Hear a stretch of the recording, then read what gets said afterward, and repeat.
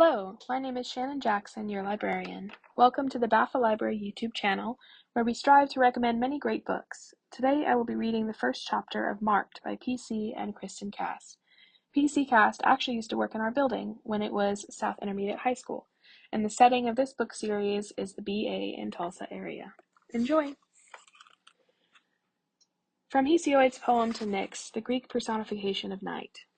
There also stands the gloomy house of night, ghastly clouds shroud in its darkness. Before it, Atlas stands erect on his head, and unwearying arms firmly supports the broad sky, where night and day cross a bronze threshold and then come close and greet each other. Hesiod, Theogony, 744. Chapter 1 of Marked. Just when I thought my day couldn't get any worse, I saw the dead guy standing next to my locker. Kayla was talking nonstop in her usual K-babble, and she didn't even notice him. At first, actually now that I think about it, no one else noticed him until he spoke, which is, tragically, more evidence of my freakish inability to fit in. No, but Zoe, I swear to God, Heath didn't even get that drunk after the game. You really shouldn't be so hard on him.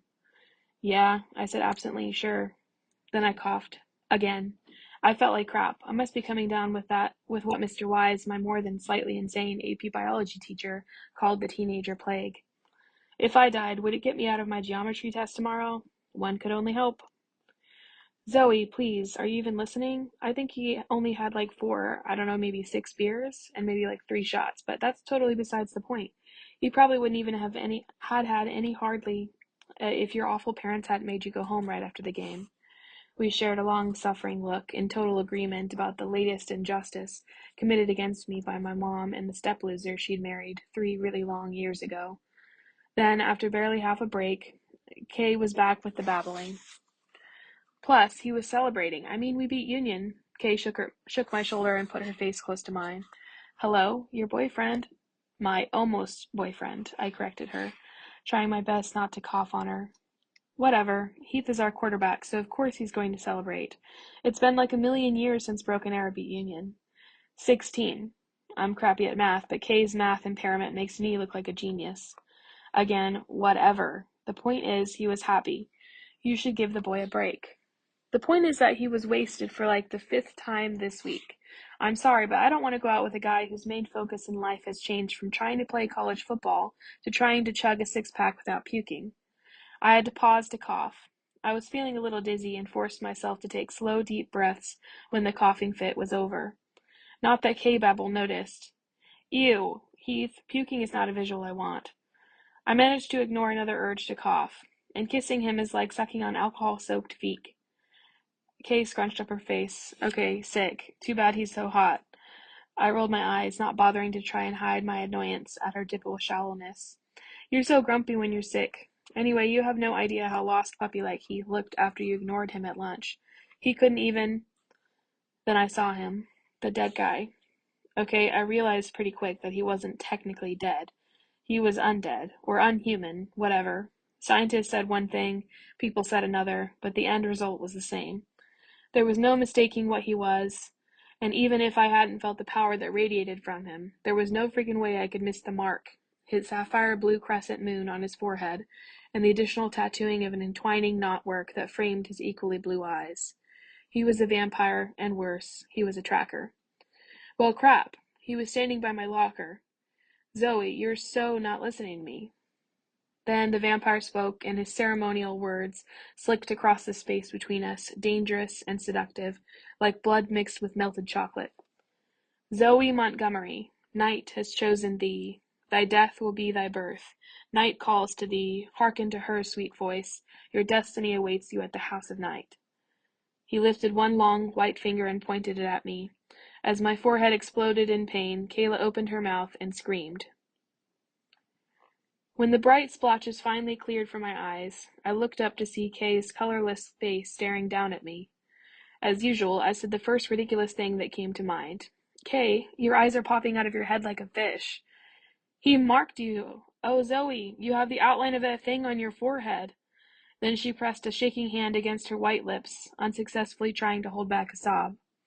I sat up and coughed. I had a killer headache, and I rubbed at the spot right between my eyebrows. It stung as if a wasp had bit me and radiated pain down my eyes, all the way across my cheekbones. I felt like I might puke. Zoe! Kay was really crying now, and I had to speak between wet little hiccups. Oh my God, that guy was a tracker, a vampire tracker. Kay, I blinked hard, trying to clear the pain from my forehead. Stop crying. You know I hate it when you cry. I reached out to attempt a comforting pat on her shoulders, and she automatically cringed and moved away from me. I couldn't believe it. She actually cringed and moved away from me. Like she was afraid of me. She must have seen the hurt in my eyes because she instantly started a string of breathless K-babble. Oh God, Zoe, what are you going to do? You can't go to that place. You can't be one of those things. This can't be happening. Who am I supposed to go to all of our football games with? I noticed that all during her tirade, she didn't once move closer to me. I clamped down on the sick, hurt feeling inside that threatened to make me burst into tears. My eyes dried instantly. I was good at hiding tears. I should be. I had 3 years to get good at it. It's okay. I'll figure this out. It's probably some bizarre mistake. I lied. I wasn't really talking. I was just making words come out of my mouth. Still grimacing at the pain in my head, I stood up. Looking around, I felt a small measure of relief that Kay and I were the only ones in the math hall. And then I had to choke back what I knew was hysterical laughter. Had I not been totally worried about the geometry test from hell scheduled for tomorrow, and had run back to my locker to get my books so I could attempt to obsessively and pointlessly study tonight, the tracker would have found me standing outside in front of the school with the majority of the 1,300 kids who went to Broken Arrow's South Intermediate High School, waiting for what my Barbie clone sister liked to smugly call the big yellow limos. I have a car, but standing around with the less fortunate who have to ride the buses is a time-honored tradition, not to mention the excellent way to check out who's hitting on who. As it was, there was only one other kid in the math hall, a tall, thin guy with messed up teeth, which I could, unfortunately, see too much of because he was standing there with his mouth flapping open, staring at me like I'd just given birth to a litter of flying pigs. I coughed again, this time a really wet, disgusting cough. The kid made a squeaky little sound and scuttled down the hall to Mrs. Day's room, clutching a flat board to his bony chest. Guess the chess club had changed its meeting time to Mondays after school. Did vampires play chess? Were there vampire nerds? How about vampire cheerleaders? Did any vampires play in the band? Were there vampire emos, or were there all those goth kids whose wardrobe was predominantly black? Was I going to turn into a goth kid? I didn't particularly like wearing black, or at least not exclusively, and I wasn't feeling a sudden desire to change my hairstyle and wear extra eyeliner. All this whirled through my mind while I felt another little hysterical bubble of laughter try to escape from my throat, and was almost thankful when it came out as a cough instead. Zoe, are you okay? Kayla's voice sounded too high, like someone was pinching her, and she'd taken another step away from me.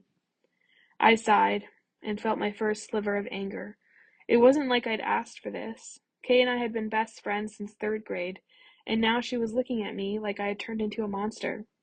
Kayla, it's just me, the same me I was 2 seconds ago, and 2 hours ago, and 2 days ago. I made a frustrated gesture towards my throbbing head. This doesn't change who I am. Kay's eyes teared up again, but thankfully her cell phone started singing Madonna's Material Girl. Automatically, she glanced at the caller ID. I could tell by her rabbit in the headlights expression that it was her boyfriend, Jared. Go on, I said in a flat, tired voice. Ride home with him. Her look of relief was like a slap in my face. Call me later? She threw over her shoulder as she beat a hasty retreat out the side door. I watched her rush across the east lawn to the parking lot. I could see that she had her cell phone smashed to her ear and was talking in animated little bursts to Jared. I'm sure she was already telling him I was turning into a monster. The problem, of course, was that turning into a monster was the brighter of my two choices. Choice number 1, I turn into a vampire, which equals a monster in just about any human's mind. Choice number 2, my body rejects the change, and I die. Forever. So the good news is that I wouldn't have to take that geometry test tomorrow. The bad news is that I'd have to move into the House of Night, a private boarding school in Tulsa's midtown, known by all my friends as the Vampire Finishing School, where I would spend the next 4 years going through bizarre and unnameable physical changes, as well as a total and permanent life shakeup.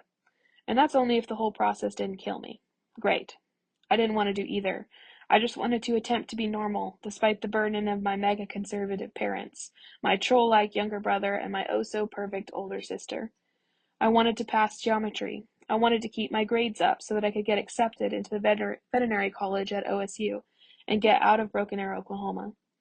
But most of all, I wanted to fit in, at least at school. Home had been hopeless, so all I had left were my friends and my school. Now they were being taken away from me too. I rubbed my forehead and then messed with my hair until it semi-covered my eyes, and with any luck, the mark that had appeared above them. Keeping my head ducked down, I was like fascinated with the goo that had somehow formed in my purse. I hurried towards the door that led to the student parking lot, but I stopped short of going outside. Through the side-by-side windows and the institutional locking doors, I could see Heath.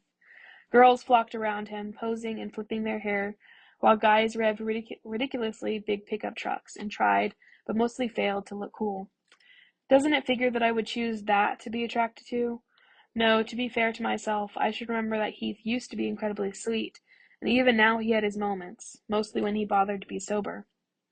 High-pitched girl giggles flitted to me from the parking lot. Great, Kathy Richer was pretending to smack Heath. Even from where I was standing, it was obvious she thought hitting him was some kind of mating ritual. As usual, clueless Heath was just standing there grinning. Well, hell, my day just wasn't going to get any better. And there sat my robin's egg, blue 1966 VW bug right in the middle of them. No, I couldn't go out there. I couldn't walk into the middle of all of them with this thing on my forehead. I'd never be able to be part of them again. I already knew too well what they'd do. I remember the last kid a tracker had chosen at SIHS. It happened at the beginning of the school year last year. The tracker had come before school started and had targeted the kid as he was walking to his first hour. I didn't see the tracker, but I did see the kid afterward, and for just a second, after he dropped his book and ran out of the building, his new mark glowed on his pale forehead, and tears washed down his two white cheeks. I never forgot how crowded the halls had been that morning, and how everyone had backed away from him like he had the plague, as he rushed to escape out the front doors of the school. I had been one of those kids who had backed out of his way and stared, even though I'd felt really sorry for him. I just hadn't wanted to be labeled as that one girl who's friends with those freaks. Sort of ironic now, isn't it? Instead of going to my car, I headed for the nearest restroom, which was thankfully empty. There were 3 stalls. Yes, I double-checked each for feet. On one wall there were 2 sinks, over which hung 2 medium-sized mirrors. Across from the sinks, the opposite wall was covered with a huge mirror that had a ledge below it for holding brushes and makeup and whatnot. I put my purse and my geometry books on the ledge, took a deep breath, and in one motion lifted my head and brushed back my hair. It was like staring into the face of a familiar stranger. You know, that person you see in a crowd and swear you know, but you really don't. Now she was me, the familiar stranger. She had my eyes. They were the same hazel color that could never decide whether it wanted to be green or brown. But my eyes had never been that big and round. Or had they? She had my hair, long and straight, and almost as dark as my grandma's had been, before hers began to turn to silver. The stranger had my high cheekbones, long, strong nose, and wide mouth, more features from my grandma and her Cherokee ancestors. But my face had never been that pale. I'd always been darker skinned than anyone else in my family. But maybe it wasn't that my skin was suddenly so white. Maybe it just looked pale in comparison to the dark blue outline in the crescent moon that was perfectly positioned in the middle of my forehead. Or maybe it was the horrid fluorescent lighting. I hoped it was the lighting. I stared at the tattoo. It changed me, made it seem as if I belonged to time when the world was bigger, more mysterious. From this day on, my life would never be the same, and for a moment, just an instant, I forgot about the horror of not belonging, and felt a shocking burst of pleasure, while deep inside of me the blood of my grandmother's people rejoiced.